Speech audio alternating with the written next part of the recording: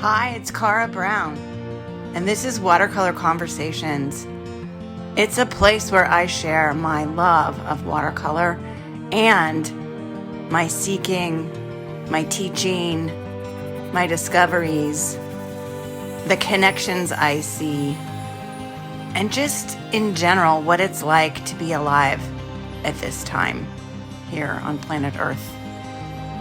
I hope that this meets a part of you that's longing to be met. Thanks for being here.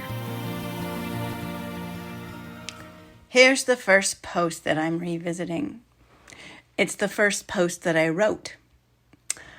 I put it up on the 1st of October in 2014 at the encouragement and urging, really, of my business coach, Lisa Bowles, who is the soul mapper, an amazing human being. I had been reluctant to start this because I was afraid of leaving an abandoned blog on the web revealing that I don't have it in me to stick to things. So I did. I wrote what was in front of me to write, which was about a big, huge tree that lives right outside our home and what was going on with it. So this is what I shared. A week ago this morning at 1:30 a.m., a huge limb from our ancient California coast live oak tree. The arborists say this tree could be anywhere from 150 to 300 years old. So 300 years old, that's before our country, that this acorn germinated to make this tree. It fell on our house right above where I normally paint, just beyond. This tree is 8 feet in diameter.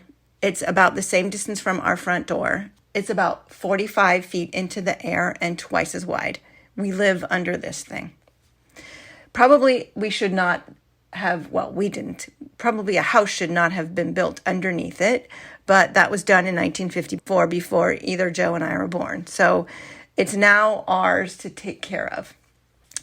It had lost an even bigger limb a few months earlier while we were on vacation. We came home to see this probably 18-inch diameter, maybe 14-inch diameter limb resting very politely on the top of our wooden fence in our front yard and the neighbor's home.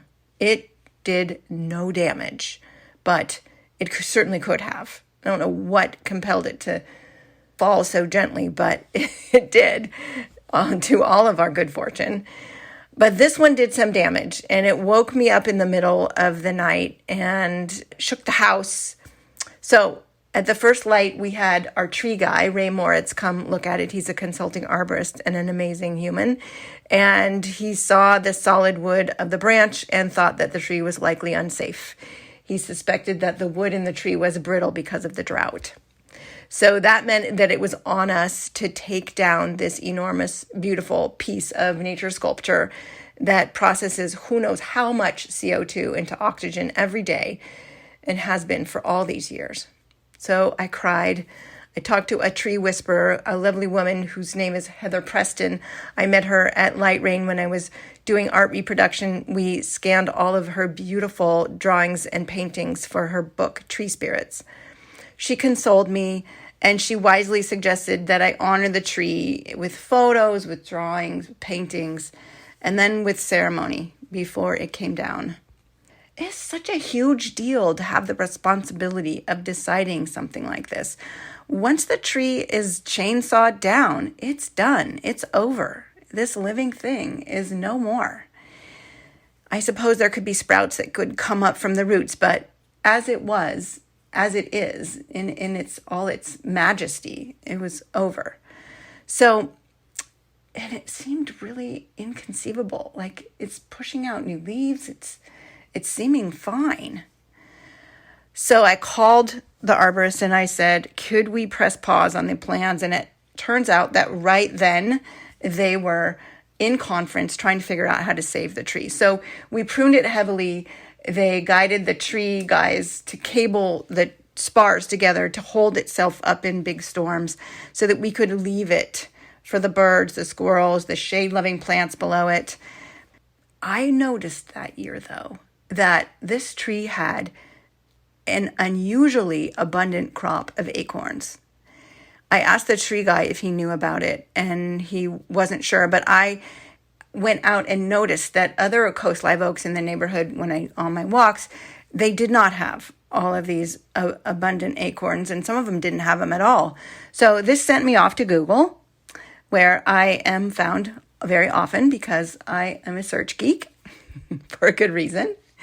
And I searched for oak tree age acorn production, and I learned that these trees don't actually start producing acorns until they're sometimes as old as 25 years. 25 years before they develop the resources to reproduce themselves. Talk about patience and right timing. Now, in its old age, this tree was cranking out the seeds for potential new oaks like crazy. And I was thinking that this speaks to me about my own process to grow myself as an artist and as a teacher/guide. And in our Insta-famous crazed world where going viral is revered, though this is super compelling, it's unsettling somehow. It feels off. And it's obvious to me when you look at this tree, it's against nature. Things that matter the most come in their own time. They require of us faithful hard work and a season after season maturation process in order to bear fruit in abundance. So this means us. This means our paintings, our capacity to paint, our businesses, if we have painting/art businesses.